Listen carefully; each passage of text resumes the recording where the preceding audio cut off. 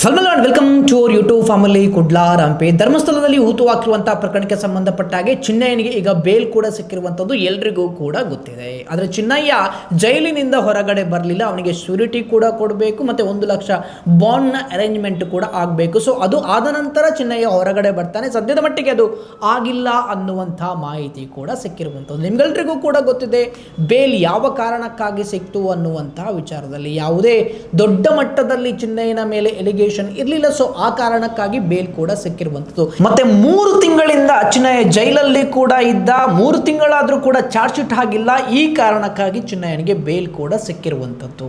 ಇವತ್ತು ಹೋರಾಟಗಾರರು ಏನು ಅರ್ಜಿ ಸಲ್ಲಿಸಿದ್ರು ನಮ್ಮನ್ನು ಬಂಧಿಸಬಾರ್ದು ಅನ್ನುವಂಥ ವಿಚಾರದಲ್ಲಿ.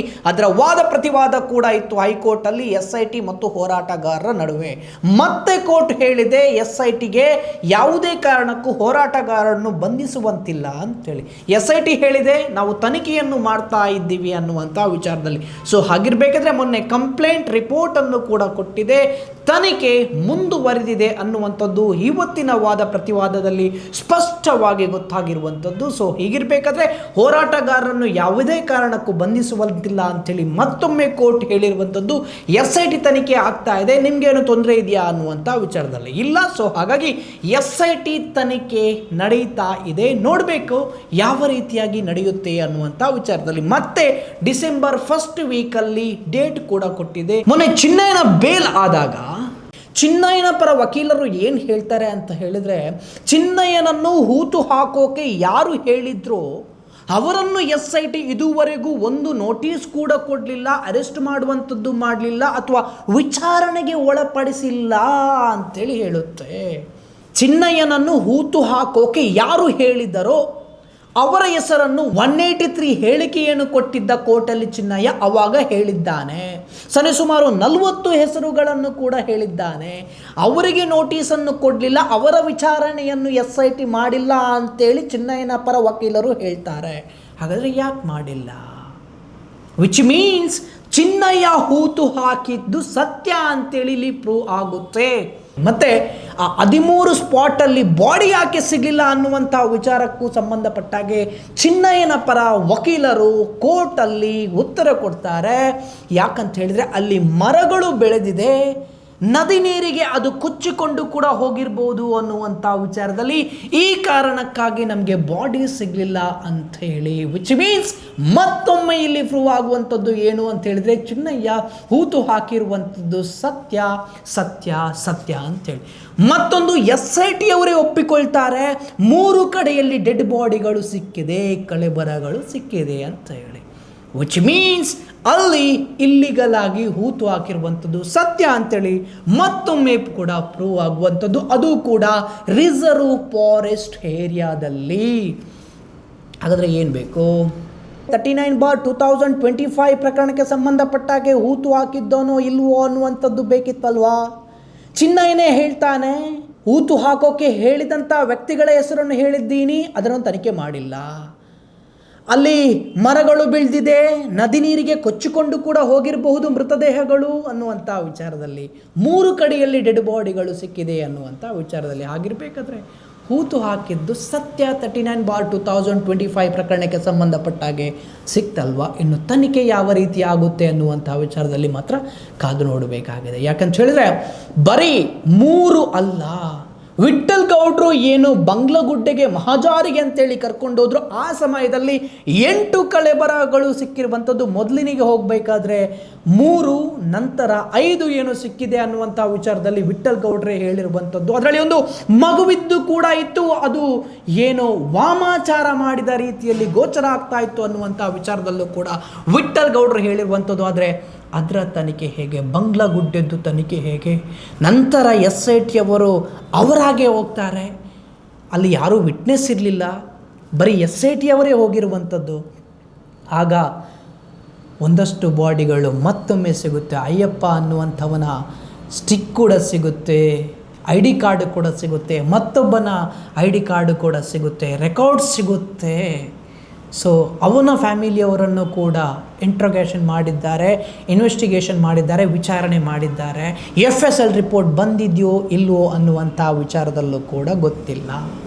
ಸೊ ಇದರ ತನಿಖೆ ಹೇಗೆ ಅನ್ನುವಂಥ ವಿಚಾರದಲ್ಲಿ ಸೊ ಹೀಗಿರಬೇಕಾದ್ರೆ ನಮಗಿಲ್ಲಿ ಕ್ಲಿಯರ್ ಕಟ್ಟಾಗಿ ಗೊತ್ತಾಗುವಂಥದ್ದು ಏನು ಅಂತ ಹೇಳಿದ್ರೆ ಬೇಕಾಗಿರುವಂಥದ್ದು SIT ಅವರಿಗೆ ಸಿಕ್ಕಿದೆ ಬಂಗ್ಲಗುಡ್ಡೆಯಲ್ಲಿ. ವಾಮಾಚಾರ ನಿಜವಾಗ್ಲೂ ನಡೆದಿದೆಯಾ ಇಲ್ಲಿ ಅನ್ನುವಂಥ ವಿಚಾರದಲ್ಲಿ ಬಂಗ್ಲಗುಡ್ಡೆಯ ರಹಸ್ಯ ಏನು, ಬಂಗ್ಲಗುಡ್ಡೆಯಲ್ಲಿ ಏನೇನೆಲ್ಲ ನಡೀತಾ ಇತ್ತು, ಅದು ಯಾರೂ ಹೋಗದಂಥ ಪ್ಲೇಸ್, ತುತ್ತ ತುದಿಯ ಬಂಗ್ಲಗುಡ್ಡೆಯಲ್ಲಿ ಎಷ್ಟು ತಲೆಬುರುಡೆ ಸಿಗುತ್ತೆ, ಅದು ಮಗುವಿಂದು ಕೂಡ ಇತ್ತು ಅನ್ನುವಂಥ ವಿಚಾರದಲ್ಲಿ ವಿಟ್ಟಗೌಡರು ಹೇಳ್ತಾರೆ ಅಂತ ಹೇಳಿದ್ರೆ ಯಾಕೆ ಮಗುವಿಂದು ಸಿಗೋಕೆ ಸಾಧ್ಯ? ಇದಕ್ಕೆ ಕನ್ಕ್ಲೂಷನ್ ಬೇಕಲ್ವಾ? ಇದು ಹಾಗಾದರೆ ಯಾರ ಷಡ್ಯಂತ್ರ? ಈ ತನಿಖೆಯನ್ನು ಮಾಡಬಾರ್ದು ಅನ್ನುವಂಥ ವಿಚಾರದಲ್ಲಿ ತಡೆ ಹಿಡಿತಾ ಇರುವಂಥದ್ದು ಯಾರು?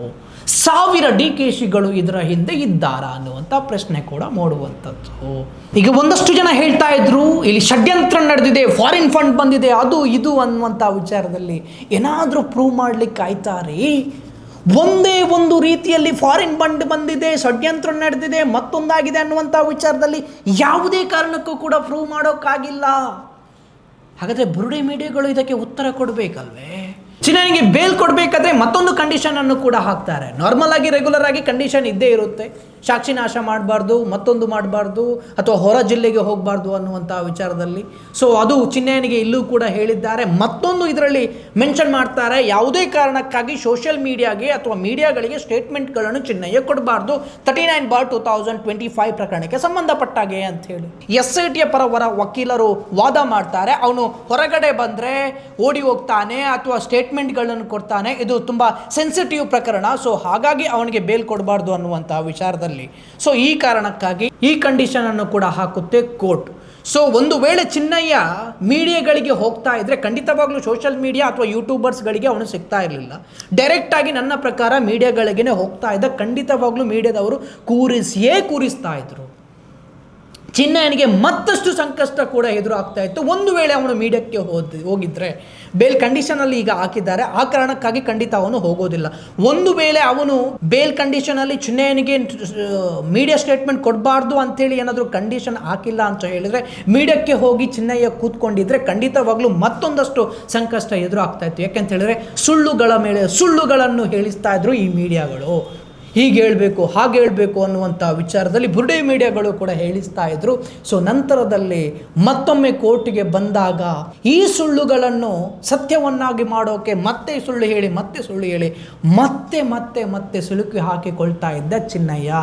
ಸೊ ಒಂದು ವೇಳೆ ಚಿನ್ನಯ್ಯ ಮತ್ತೊಮ್ಮೆ ಬಂದು ಉಲ್ಟಾ ಹೊಡೆಯೋಕೆ ಸುಳ್ಳು ಮೇಲೆ ಸುಳ್ಳು ಷಡ್ಯಂತ್ರ ನಡೆದಿದೆ, ನನಗೆ ಹೇಳಿಸಿದ್ರು ಅಂಥೇಳಿ ಏನಾದರೂ ನಾನು ಹೂತು ಹಾಕೇ ಇಲ್ಲ ಅಂತೇಳಿ ಹೇಳಿದರೆ ಖಂಡಿತ ಸಿಕ್ಕಾಕೊಳ್ತಾನೆ ಚಿನ್ನಯ್ಯ ಯಾಕೆ ಉಲ್ಟಾ ಹೊಡೆದ? ಹಾಗಾದರೆ 3 ಕಡೆಯಲ್ಲಿ ಬಾಡಿ ಸಿಗುತ್ತೆ. ಚಿನ್ನಯ್ಯ ಕೋರ್ಟಲ್ಲೇ ಹೇಳ್ತಾನೆ, ನನ್ನನ್ನು ಊತು ಹಾಕೋಕ್ಕೆ ಹೇಳಿದಂಥ ವ್ಯಕ್ತಿಗಳ ಹೆಸರನ್ನು ಹೇಳಿದ್ದೀನಿ, ಅವರ ತನಿಖೆಯನ್ನು ಮಾಡಿಲ್ಲ, ಅಲ್ಲಿ ಮರಗಳು ಬೆಳೆದಿದೆ, ನದಿ ನೀರಿಗೆ ಕೊಚ್ಚಿಕೊಂಡು ಹೋಗುತ್ತೆ ಅನ್ನುವಂಥ ವಿಚಾರದಲ್ಲಿ ಹೇಳಿದ್ದಂಥ ಚಿನ್ನಯ್ಯ ಮತ್ತೊಮ್ಮೆ ಕೋರ್ಟಲ್ಲಿ ಹೇಳ್ತಾ ಇದ್ದಾನೆ. ಹಾಗಾದರೆ ಚಿನ್ನಯ್ಯ ಉಲ್ಟಾ ಹೊಡೆಯೋಕ್ಕೆ ಕಾರಣ ಏನು? ಇದರ ತನಿಖೆ ಆಗಬೇಕಲ್ವಾ? ಮಹೇಶ್ ತಿಮ್ಮರೋಡಿ ಅವರೇ ಹೇಳ್ತಾ ಇದ್ರು, ಜುಡಿಷಿಯರ್ ತನಿಖೆ ಮಾಡಿಸ್ತೇವೆ ಇದರ ಬಗ್ಗೆ ಅಂತೇಳಿ. ಖಂಡಿತವಾಗ್ಲೂ ಆಗಲೇಬೇಕು. ಚಿನ್ನಯ್ಯ ಯಾವ ಕಾರಣಕ್ಕೆ ಉಲ್ಟಾ ಹೊಡೆದ ಅಂತೇಳಿ ನಾವು ಗಮನಿಸಬೇಕು. ಏನು ಅಂತ ಹೇಳಿದ್ರೆ 2012ರಲ್ಲಿ ಸಂತೋಷ್ ರಾವ್ ನೀನು ರೇಪ್ ಮಾಡಿದ್ದಿ ಅನ್ನುವಂಥ ವಿಚಾರದಲ್ಲಿ ಒಪ್ಕೊಳ್ಬೇಕು ಅನ್ನುವಂಥದ್ರಲ್ಲಿ ಪೊಲೀಸ್ ಸ್ಟೇಷನ್ಗೆ ಹೋದ ನಂತರ ಯಾವ ರೀತಿಯಾಗಿ ಆ ಕೇಸ್ ಆಯಿತು? ಹಾಗಾದರೆ ವಿಟ್ನೆಸ್ ಪ್ರೊಟೆಕ್ಷನಲ್ಲಿ ಇದ್ದಂಥ ಚಿನ್ನಯ್ಯ SITಗೆ ಹೋದ ನಂತರ ಯಾಕೆ ಚೇಂಜ್ ಆದ? ಇದರ ತನಿಖೆ ಕೂಡ ಆಗಬೇಕಲ್ಲ. ಇದು 2012 ಇದು 2025. ಯೋಚನೆ ಮಾಡಿಕೊಳ್ಳಿ, ಯಾರೂ ಕೂಡ ಬಿಡೋರು ಇಲ್ಲ ಇದನ್ನು. ವೇದವಲ್ಲಿ ಪ್ರಕರಣ ಆದಂಥ ಸಮಯದಲ್ಲಿ ತನ್ನ ಗಂಡನನ್ನೇ ಒಳಗಡೆ ಹಾಕಿದ್ರು. ತನ್ನ ಗಂಡನೇ ಆರೋಪಿ ಅಂತೇಳಿ 2 ವರ್ಷಗಳ ಕಾಲ ಒಳಗಡೆ ಇದ್ದರು. ಪದ್ಮಲತಾ ಪ್ರಕರಣ ಆದಾಗ ಯಾರೋ ಒಬ್ಬ ಪಾಪದ ಹುಡುಗನನ್ನು, ವಸಂತ ಅನ್ನುವಂಥ ಹುಡುಗನನ್ನು ಆರೋಪಿಯನ್ನಾಗಿ ಮಾಡೋಕ್ಕೆ ನೋಡಿದರು. ಆನೆ ಮಾವುತನ ಕೇಸಲ್ಲಿ ಅಕ್ಕಿ ಪಿಕ್ಕಿಗಳನ್ನು ಆರೋಪಿಯನ್ನಾಗಿ ಮಾಡಿದರು. ಸೌಜನ್ಯ ಕೇಸಲ್ಲಿ ಸಂತೋಷವನ್ನು ಆರೋಪಿಯನ್ನಾಗಿ ಮಾಡಿದರು. SITಯಲ್ಲಿ ಹೋರಾಟಗಾರರನ್ನೇ ಆರೋಪಿಯನ್ನಾಗಿ ಮಾಡೋಕ್ಕೆ ನೋಡ್ತಾ ಇದ್ದಾರೆ ಅಂತ ಹೇಳಿದರೆ see the pattern of this 1980s ಇಂದ ಏನು ನಡ್ಕೊಂಡು ಬಂದಿದೆ ಅದೇ ಈಗ ಮುಂದುವರಿಯುತ್ತಾ. ಒಂದು ವೇಳೆ ಮುಂದುವರಿದ್ರೆ ಜನ ಸುಮ್ಮನೆ ಇರ್ತಾರಾ? ಎಲ್ಲರೂ ಕೂಡ ತಿಳ್ಕೊಂಡಿದ್ದಾರೆ, ಎಲ್ರಿಗೂ ಕೂಡ ಅರಿವಾಗಿದೆ. ಎಷ್ಟು DKಶಿಗಳು ಇದರ ಹಿಂದೆ ಇದ್ದಾರೆ ಅಂತೇಳಿ ಕೂಡ ಗೊತ್ತಾಗಿದೆ. ಎಷ್ಟು ಬುರುಡೆ ಮೀಡಿಯಾಗಳು ಇದರ ಹಿಂದೆ ಕೆಲಸ ಮಾಡ್ತಾ ಇದೆ ಅಂತೇಳಿ ಕೂಡ ಗೊತ್ತಾಗಿದೆ. ಬಟ್ ಜನರು ಸುಮ್ಮನಿರೋದಿಲ್ಲ. ಸೊ ಹಾಗಾಗಿ SIT ಮೇಲೆ ಒಂದು ಭರವಸೆ ಇದೆ, ತಾರ್ಕಿಕ ಅಂತ್ಯ ಕೊಟ್ಟೇ ಕೊಡುತ್ತೆ. ಇದಕ್ಕೆ ಚಾರ್ಜ್ ಶೀಟಲ್ಲಿ ಒಂದಷ್ಟು ಅಂಶಗಳನ್ನು ಮೆನ್ಷನ್ ಮಾಡೇ ಮಾಡುತ್ತೆ. ಆ UDRಗೆ ಆಗಿರ್ಬೋದು, 74 ಕೇಸ್ಗಳಿಗೆ ಆಗಿರ್ಬೋದು, ಅಥವಾ ಲಾಡ್ಜ್ಗಳಿಗೆ ಸಂಬಂಧಪಟ್ಟ ಆಗಿರ್ಬೋದು, ಬಂಗ್ಲಗುಡ್ಡಿಯ ರಹಸ್ಯವನ್ನು ಭೇದಿಸುತ್ತೆ. ಅಲ್ಲ, ನನಗೆ ಜೋಕ್ ಅನಿಸಿದ್ದು ಏನು ಅಂತ ಹೇಳಿದ್ರೆ 3992 ಏನೋ ಪೇಜ್ SIT ಅವರು ಕಂಪ್ಲೇಂಟ್ ರಿಪೋರ್ಟನ್ನು ಕೂಡ ಕೋರ್ಟಿಗೆ ಸಲ್ಲಿಸಿರುವಂಥದ್ದು. ವಕೀಲರಿಗೇ ಸರ್ಟಿಫೈಡ್ ಕಾಪಿ ಸಿಗಲಿಲ್ಲ. ವಕೀಲರು ಕೇಳಿದಾಗ ಜಡ್ಜಿ ಹೇಳಿರುವಂಥದ್ದು ಏನು ಅಂತ ಹೇಳಿದರೆ, ಇದನ್ನು ಕೊಡಲಿಕ್ಕೆ ಆಗೋದಿಲ್ಲ, ಅದು ಚಾರ್ಜ್ ಶೀಟ್, ಒಂದು ವೇಳೆ ಕೊಡೋಕೆ ಇದ್ದರೆ ಆಪ್ಷನ್ ಖಂಡಿತವಾಗ್ಲೂ ಕೊಡ್ತೀನಿ ಅನ್ನುವಂಥ ವಿಚಾರದಲ್ಲಿ. ಅದನ್ನು ಬಿಟ್ಟು SITಗೆ ಮತ್ತು ಜಡ್ಜಿಗೆ ಬಿಟ್ಟರೆ ಬೇರೆ ಯಾರಿಗೂ ಕೂಡ ಗೊತ್ತಿಲ್ಲ ಏನು ಎತ್ತ ಅನ್ನುವಂಥ ವಿಚಾರದಲ್ಲಿ. ಓದಬೇಕಲ್ವೇ ಅದು 3932 ಪೇಜನ್ನು. ಇವರಿಗೂ ಗೊತ್ತಾಗಿದೆ, ಬುರುಡೆ ಮೀಡಿಯಾಗಳಿಗೆ, ಅದರಲ್ಲಿ ಏನಿದೆ ಏನು ಎತ್ತ ಅನ್ನುವಂಥ ವಿಚಾರದಲ್ಲಿ. ಬರೀ ಹೋರಾಟಗಾರರು ಬುರುಡೆ ಗ್ಯಾಂಗ್ ಅನ್ನುವಂಥ ವಿಚಾರದಲ್ಲಿ ಒಂದೊಂದು ಚೂರಾದರೂ ನಿಯತ್ ಅನ್ನುವಂಥದ್ದು ಇದೇನ್ರಿ ನಿಮಗೆ? ಬುರುಡೆ ಮಾಧ್ಯಮಗಳೇ, ಈ ರೀತಿಯಾಗಿ ಬುರುಡೆ ಬಿಡ್ತಿರಲ್ವ? ನಾಚಿಕೆ ಅನ್ನೋದು ಆಗೋದಿಲ್ವ ನಿಮಗೆ?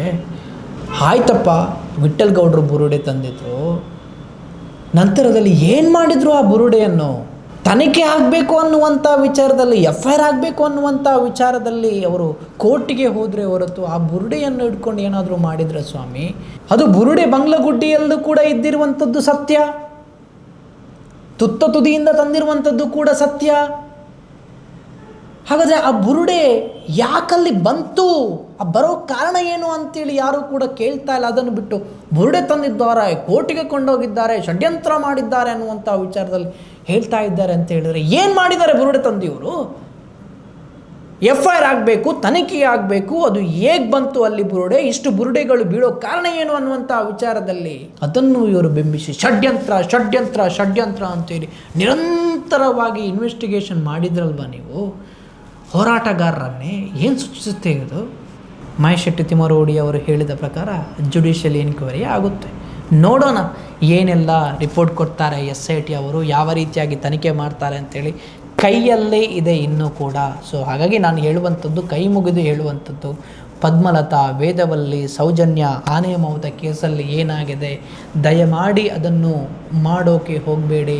ಜನರು ಈಗಲೇ ಬೇಸತ್ತಿದ್ದಾರೆ. ಕೈ ಮುಗಿದು ಬೇಡುವಂಥದ್ದು, ಜನರ ಪೇಷನ್ಸನ್ನು ಟೆಸ್ಟ್ ಮಾಡೋಕೆ ಹೋಗಬೇಡಿ.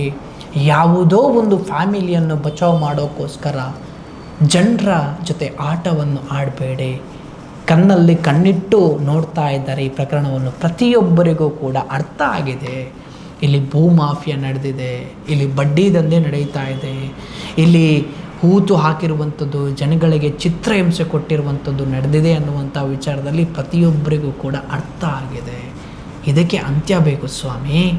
ಸ್ವತಂತ್ರ ಸಿಕ್ಕಿದೆ ನಮಗೆ, ಪ್ರಜಾಪ್ರಭುತ್ವ ದೇಶದಲ್ಲಿ ಬದುಕ್ತಾ ಇದ್ವಿ ನಾವು, ರಾಜ್ಯ ಆಡಳಿತದಲ್ಲಿ ಅಲ್ಲ, ಪ್ರಜೆಗಳೇ ಪ್ರಭುಗಳು. ಸೊ ಹಾಗಾಗಿ ಈ ಪ್ರಜೆಗಳ ದುಡ್ಡು ತಿನ್ನುವವರು ನೀವುಗಳು, ದಯಮಾಡಿ ಆ ಒಂದು ದುಡ್ಡಿಗೆ, ಆ ಒಂದು ಸಂಬಳಕ್ಕೆ ಸರಿಯಾಗಿ ಕೆಲಸ ಮಾಡಿ ಅಂಥೇಳಿ ಕೇಳ್ಕೊಳ್ತೀನಿ.